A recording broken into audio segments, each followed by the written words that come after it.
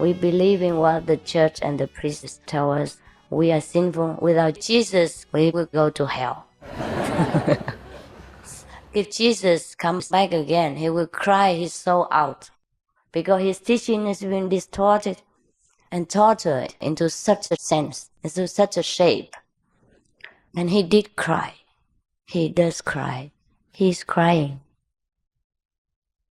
Some of my disciples meditate and contact Jesus inside. He's now not on the earth plane. He works in a higher dimension, that's all. Jesus never died.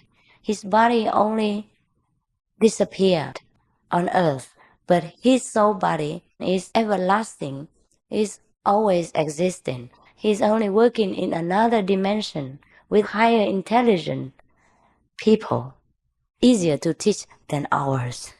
I'm sorry, again, too straightforward is no good. But that's what he told me.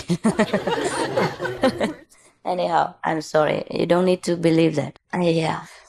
It's difficult to tell the truth sometimes.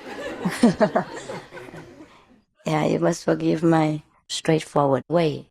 Anyhow, some of my disciples meditate, and because they were born Catholic, Catholic believers, so naturally they will contact Jesus or Maria. And lately, 2 weeks ago, when I was in Taiwan still, she came to me and told me Jesus was crying. And I said, why is that? She said, because he thinks his children believing in his name are going down to the lower scale of existence. Only believing in his name, but not knowing the way to reach him. Therefore, they get no liberation. And then he cries because of his children's ignorance and because of the harm the false belief has done to them. And of course, when I heard this, I also wanted to cry. And my tears did not flow out, it only flowed inside. And that's even more painful. Because I don't know what else can I do to fulfill his left behind mission for him, that he would stop crying. You see, once you have left this physical world, even if you were a very high master, you cannot help the physical beings anymore, except through inner communication, which is very difficult to reach by most human beings, except by some exceptional persons who have a kind of telepathy, inborn nature, or by their own previous life practicing. They are left with some psychic power or the inner communication ability. You understand what I mean? Or we might call this the sixth sense or the seventh sense, the higher dimension understanding. Then you may even see Jesus without practicing any prior meditation. Some of them are very receptive. And when they are in the most sincere moment and pray to him, then they might contact him now and again. Or they might contact the Buddha or the saints of the past. This happens.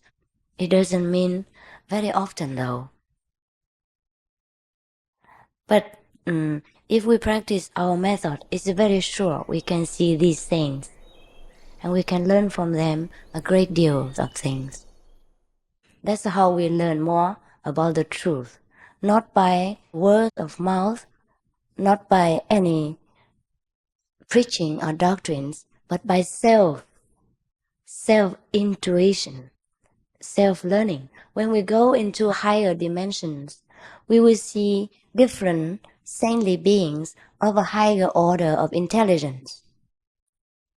They might have gone to the higher worlds to teach others, or they might be prepared to teach us in the near future. And they have greater intelligence and more scientific wisdom than us.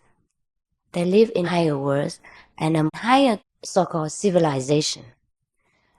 what their civilization is, we cannot imagine with our own limited human brain.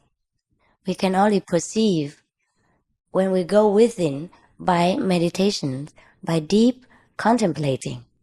And this way we can offer you through the Guan Yin method.